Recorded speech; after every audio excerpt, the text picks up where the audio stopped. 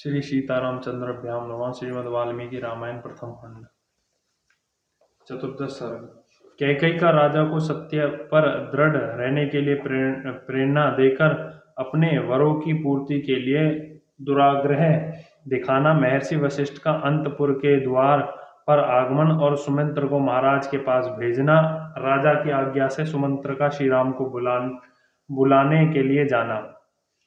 ईश्वर कुश नंदन राजा दशरथ पुत्र शोक से पीड़ित हो पृथ्वी पर अचेत पड़े थे और वेदना से झटपटा रहे थे। उन्हें इस अवस्था में देखकर पापनी कैकई इस प्रकार बोली, महाराज, आपने मुझे 2 वर देने की प्रतिज्ञा की थी और जब मैंने उन्हें मांगा तब आप इस प्रकार सन्नन होकर पृथ्वी पर गिर पड़े मानो कोई पाप करके पछता रहे हो। यह क्या बात है? आपको सत्पुरुषों की मर्यादा में स्थिर रहना चाहिए। धर्मज्ञ पुरुष सत्य को ही सबसे श्रेष्ठ धर्म बताते हैं। उस सत्य का सहारा लेकर मैंने आपको धर्म का पालन करने के लिए ही प्रेरित किया है। पृथ्वीपति राजा सैब्य ने बाज पक्षी को अपना शरीर देने की प्रतिज्ञा करके उसे दे ही दिया और देकर उत्तम गति प्राप्त की थी। इसी प्रकार तेजस्वी राजा अलकर्ण ने वेदों के प्रांगत विद्वान ब्राह्मणों को उनके याचना करने पर मन में खेद न लाते हुए अपनी दोनों आंखें निकालकर दे दी थी। सत्य को प्राप्त हुए समुद्र सत्य का ही अनुसरण करने के कारण पर्व आदि के समय भी अपनी छोटी सी सीमा तट भूमि का भी उल्लंघन नहीं करता। सत्य ही परण रूप शब्द ब्रह्म है। सत्य में ही धर्म प्रतिष्ठित है। सत्य ही अविनाशी वेद है और सत्य ही पर ब्रह्म की प्राप्ति है। इसलिए यदि आपकी बुद्धि धर्म में स्थित है तो सत्य का अनुसरण कीजिए। साधु शिरोमणि, मेरा मांगा हुआ वह वर सफल होना चाहिए, क्योंकि आप स्वयं ही उस वर के दाता है। धर्म के अभीष्ट फलों की सिद्धि के लिए तथा मेरी प्रेरणा से भी आप अपने पुत्र श्री राम को घर से निकाल दीजिए। मैं अपने इस कथन को 3 बार दोहराती हूँ। आर्य, यदि मुझसे की हुई इस प्रतिज्ञा का आप पालन नहीं करेंगे तो मैं आपसे प्रतिज्ञत अपेक्षित होकर आपके सामने ही अपने प्राणों का परित्याग कर दूंगी। इस प्रकार कैकई ने जब निष्कृत होकर राजा को प्रेरित किया तब वे उस सत्य रूपी बंधन को वैसे ही नहीं खोल सके, उस बंधन से अपने को उसी तरह नहीं मुक्त कर सके जैसे राजा बलि इंद्र प्रेरित वामन के पास से अपने को मुक्त कराने में असमर्थ हो गए थे। 2 पहियों के बीच में फंसकर वहां से निकलने की चेष्टा करने वाले गाड़ी के बैलों की भांति उनका हृदय उद्भ्रांत हो उठा और उनके मुख की कांति भी फीकी पड़ गई थी। अपने विकल नेत्रों से कुछ भी देखने में असमर्थ से होकर भूपाल दशरथ ने बड़ी कठिनाई से धैर्य धारण करके अपने हृदय को संभाला और कैकई से इस प्रकार कहा, पापनी, मैंने अग्रि के समीप साष्टांग ते गर्भमणि सौभाग्य हस्त इत्यादि वैदिक मंत्रों का पाठ करके तेरे जिस हाथ को पकड़ा था उसे आज छोड़ रहा हूँ। साथ ही तेरे और अपने द्वारा उत्पन्न हुए तेरे पुत्र को भी त्याग करता हूँ। देवी, रात बीत गई। सूर्योदय होते ही सब लोग निश्चय ही श्री राम का राज्याभिषेक करने के लिए मुझे शीघ्रता करने को कहेंगे। उस समय जो सामान श्री राम के अभिषेक के लिए जुटाया गया है उसके द्वारा मेरे मरने के बाद श्री राम के हाथ से मुझे जलांजलि दिलवा देना, परंतु अपने पुत्र सहित तू मेरे लिए जलांजलि न देना। पापचरणी, यदि तू श्री राम के अभिषेक में विघ्न डालेगी तो तुझे मेरे लिए जलांजलि देने का कोई अधिकार न होगा। मैं पहले श्री राम के राज्याभिषेक के समाचार से जो जन समुदाय का हर्षोल्लास परिपूर्ण उन्नत मुख देख चुका हूँ, वैसे देखने के पश्चात आज पुनः उन्हीं जनता के हर्ष और आनंद से शून्य नीचे लटके हुए मुख को मैं नहीं देख सकूंगा। महाराज दशरथ महात्मा राजा दशरथ के कैकई से इस तरह की बातें करते करते ही चंद्रमा और नक्षत्र मालाओं से अलंकृत हुए पुण्यमी रजनी बीत गई और प्रभात काल आ गया। तदनंतर बातचीत के मर्म को समझने वाली पापचरणी कैकई रोष से मूर्छित सी होकर होकर राजा से पूर्ण कठोर वाणी में बोली, राजन, आप विष और शूल आदि रोगों के समान कष्ट देने वाले ऐसे वचन क्यों बोल रहे हैं? इन बातों से कुछ होने जाने वाला नहीं है। आप बिना किसी कलेश के अपने पुत्र श्री राम को यहाँ बुलवाइए, मेरे पुत्र को राज्य पर प्रतिष्ठित कीजिए और श्री राम को वन में भेजकर मुझे निष्कंठ बनाइए, तभी आप कृतज्ञ हो सकेंगे।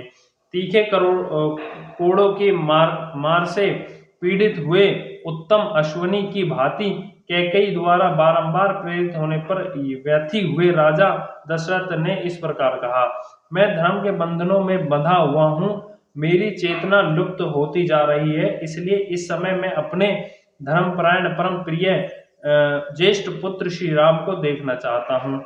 उधर जब रात बीती, प्रभात हुआ, सूर्य देव का उदय हो गया और पूर्ण नक्षत्र के योग में अभिषेक का शुभ मुहूर्त आ पहुंचा। उस समय शिष्यों से घिरे हुए शुभ गुण संपन्न महर्षि वशिष्ठ अभिषेक की आवश्यक सामग्रियों का संग्रह करके शीघ्रता पूर्वक उस श्रेष्ठ पुरी में आए। उस पुण्य वेला में अयोध्या की सड़कें झाड़ बुहार कर साफ की गई और उन पर जल का छिड़काव हुआ। सारी पुरी उत्तम पताकाओं से सुशोभित थी। वहां के सभी मनुष्य हर्ष और उत्साह से भरे हुए थे। बाजार और दुकानें इस तरह सजी हुई थी कि उनकी समृद्धि देखते ही बनती थी।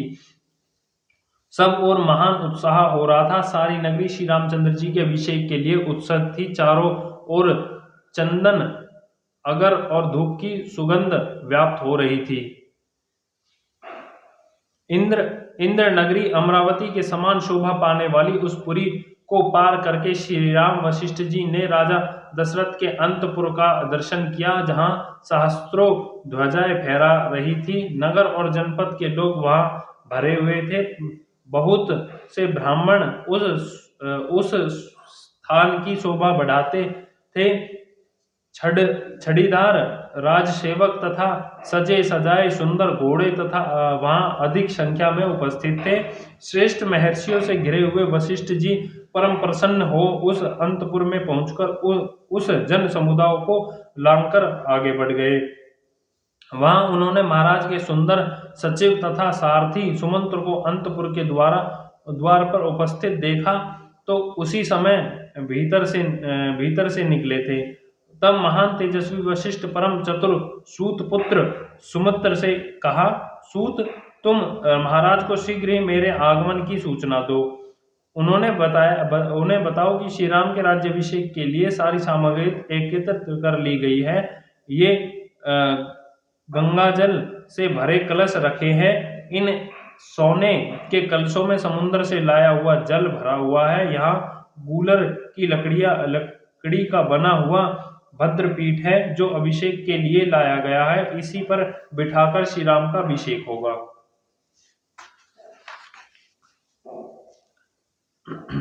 सब प्रकार के बीज, गंध, भांति भांति के रतन, मधु, दही, घी, लावा या खीर, पुष्प, फूल, दूध, 8 सुंदर कन्याएं, मत, गजराज, 4 घोड़ों वाला रथ, चमचमाता हुआ खड़क, उत्तम धनुष, मनुष्य द्वारा ढोई जाने वाली सवारी, पालकी आदि, चंद्रमा के समान श्वेत छत्र, सफेद चावर, सोने की छरी, स्वर्ण की माला से अलंकृत ऊंचे डील वाला श्वेत पीत वर्ण का वर्षण, 4 दाढ़ों वाला सिंह, महाबलवान उत्तम अश्व, सिंहासन, वागचक्र, समिधाएं, अग्नि, सब प्रकार की बाजे, वरणाएं, श्रृंखायुक्त सौभाग्यवती स्त्री, आचार्य, ब्राह्मण, गो, पवित्र पशु पक्षी नगर और जनपद के श्रेष्ठ पुरुष अपने सेवक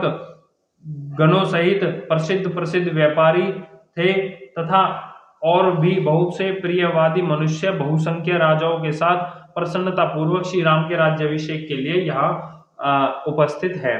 तुम महाराज से शीघ्रता करने के लिए कहो, जिनसे अब सूर्योदय के पश्चात पूर्ण नक्षत्र में योग में श्री राम राज्य प्राप्त कर लेंगे। वशिष्ठ जी के ये वचन सुनकर महाबली सूत पुत्र सुमंत्र ने राज सिंह दशरथ की स्तुति करते हुए उनके भवन में प्रवेश किया। राजा का प्रिय करने की इच्छा रखने वाले और उनके द्वारा सम्मानित द्वारपाल उन बूढ़े सचिव को भीतर जाने से रोक न सके, क्योंकि उनके लिए पहले ही महाराज की आज्ञा थी कि ये किसी समय भी भीतर आने जाने से रोके न जाए। सुमंत्र राजा के पास जाकर खड़े हो गए। उन्हें उनकी उस अवस्था का पता नहीं था, इसलिए वे अत्यंत संतोषदायक वचनों द्वारा उनकी स्तुति करने की उद्युक्त हुए। सूत सुमंत्र राजा के उस महल में पहले की ही भांति हाथ जोड़कर उन महाराज की स्तुति करने लगे। महाराज जैसे सूर्योदय होने पर तेजस्वी समुद्र स्वयं हर्ष की तरंगों से उल्लासित हो उसमें स्नान की इच्छा वाले मनुष्य को आनंदित करता है, उसी प्रकार आप स्वयं प्रसन्नता पूर्वक हृदय से हम सेवकों को आनंद प्रदान कीजिए। देव सारथी मत लीने इसी बेला में देवराज इंद्र की स्तुति की थी, जिससे उन्होंने समस्त दानवों पर विजय प्राप्त कर ली। उसी प्रकार मैं भी स्तुति वचनों द्वारा आपको जगा रहा हूँ। छहो अंगों सहित चारों वेद तथा समस्त विद्याएं जैसे स्वयंभू भगवान ब्रह्मा को जगाती है, उसी प्रकार आज मैं आपको जगा रहा हूँ। जैसे चंद्रमा के साथ सूर्य समस्त भूतों की आधारभूत इस शुभ स्वरूप पृथ्वी को जगाया करते हैं, उसी प्रकार आज मैं आपको जगा रहा हूँ। महाराज उठिए और उत्सवकालीन की मंगल कृत्य पूर्ण करके वस्त्र आभूषणों से शोभित शरीर से सिंहासन पर विराजमान होइए। फिर मेरु पर्वत से ऊपर उठने वाले सूर्य देव के समान आपकी शोभा होती है। कुलनंदन चंद्रमा सूर्य शिव कुबेर वरुण अग्नि और इंद्र आपको विजय प्राप्त करे। राज सिंह भगवती रात्रि देवी विदा हो गई है। आपने जिसके लिए आज्ञा दी थी, आपका सारा कार्य पूर्ण हो गया है, इस बात को आप जान ले और इसके बाद जो अभिषेक का कार्य शेष है उसे पूर्ण करें। श्री राम के अभिषेक की सारी तैयारी हो चुकी है। नगर और जनपद के लोग तथा मुख्य व्यापारी भी हाथ जोड़े हुए उपस्थित हैं। राजन, ये भगवान वशिष्ठ मुनि ब्राह्मणों के साथ द्वार पर खड़े हैं, अतः श्री राम के अभिषेक का कार्य आरंभ करने के लिए शीघ्र आज्ञा दीजिए। जैसे चरवाहों के बिना पशु, सेनापति के बिना सेना, चंद्रमा के बिना रात्रि और सांडों के बिना गौ की शोभा नहीं होती, ऐसे ही दशा उस राष्ट्र की हो जाती है जहां राजा का दर्शन नहीं होता। सुमंत्र के इस प्रकार कहे हुए शांतपूर्वक और सार्थक का वचनों का सुनकर राजा दशरथ पूर्ण शोक से ग्रस्त हो गए। उस समय पुत्र के वियोग की संभावना से उनकी प्रसन्नता नष्ट हो चुकी थी। शोक के कारण उनके नेत्र लाल हो गए थे। उन धर्मात्मा श्री राम नरेश ने एक बार दृष्टि उठाकर सूत की ओर देखा और इस प्रकार कहा, तुम ऐसी बातें सुनकर मेरे मरम स्थानों पर और अधिक आघात क्यों कर रहे हो? राजा के ये करुणा वचन सुनकर और उनकी दीन दशा पर दृष्टिपात करके सुमंत्र हाथ जोड़े हुए उस स्थान से कुछ पीछे हट गए। जब दुख और दीनता के कारण राजा स्वयं कुछ भी न कह सके, तब मंत्रणा का ज्ञान करने वाली कैकेयी ने सुमंत्र को इस प्रकार उत्तर दिया। सुमंत्र, राजा रात भर श्री राम के राज्याभिषेक की जनित हर्ष के कारण उत्कंठित होकर जागते रहे हैं। अधिक जागरण से थक जाने के कारण इस समय उन्हें नींद आ गई है। अतः सूत तुम्हारा भला हो, तुम तुरंत जाओ और यशस्वी राजकुमार श्री राम को यहाँ बुला लाओ। इस विषय में तुम्हें कोई अन्यथा विचार नहीं करना चाहिए। तब सुमंत्र ने कहा, भामिनी, मैं महाराज की आज्ञा सुने बिना कैसे जा सकता हूँ। मंत्री की बात सुनकर राजा ने उनसे कहा, सुमंत्र, मैं सुंदर श्री राम को देखना चाहता हूँ, तुम शीघ्र उन्हें यहाँ ले आओ। उस समय श्री राम के दर्शन से ही कल्याण मानते हुए राजा मन ही मन आनंद का अनुभव करने लगे।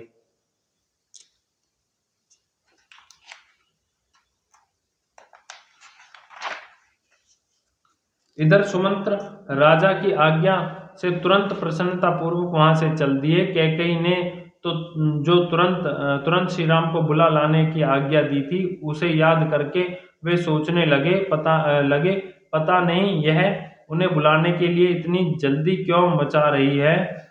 जान पड़ता है श्री राम के अभिषेक के लिए ही यह जल्दी कर रहे हैं। इस कार्य में धर्मराज राजा दशरथ को अधिक आयास करना पड़ता, इसलिए शायद इसलिए ये बाहर नहीं निकलते। ऐसा निश्चय करके महान तेजस्वी सूत सुमंत्र फिर बड़े हर्ष के साथ श्री राम के दर्शन की इच्छा से चल पड़े। समुद्र के अनंत वर्ती जलाशय के समान उस सुंदर अंतपुर के से निकलकर सुमंत्र ने द्वार के सामने मनुष्यों की भारी भीड़ एकत्र हुई देखी। राजा के अंतपुर से सहसा निकलकर सुमंत्र ने द्वार पर एकत्रित हुए लोगों की ओर दृष्टिपात किया। उन्होंने देखा बहुसंख्य पुरवासी वहां उपस्थित थे और अनेकोनेक महाधनी पुरुष राज द्वार पर आकर खड़े हैं। इस प्रकार श्रीमद् वाल्मीकि अर्ष रामायण आदि काव्य के अयोध्या कांड में 14वां सर्ग पूरा हुआ। बोल श्यापति रामचंद्र की जय। पवन सुत हनुमान की जय। लक्ष्मण भरत शत्रुघ्न भगवान की जय। जय श्यापति रामचंद्र की जय।